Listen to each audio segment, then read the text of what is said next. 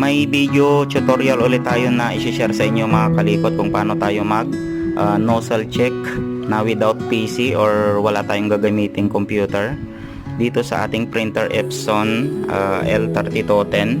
Yan. So kailangan naka power off yung ating printer. Ayan, off muna natin.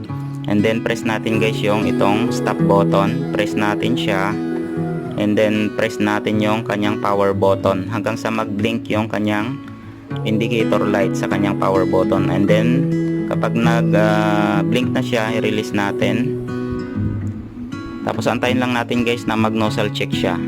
Tapos magpiprint na siya. Ayan. So ganun lang mga kalikot ang pag-nozzle check na without PC or wala tayong gagamiting computer. Ayan, nagpiprint na siya.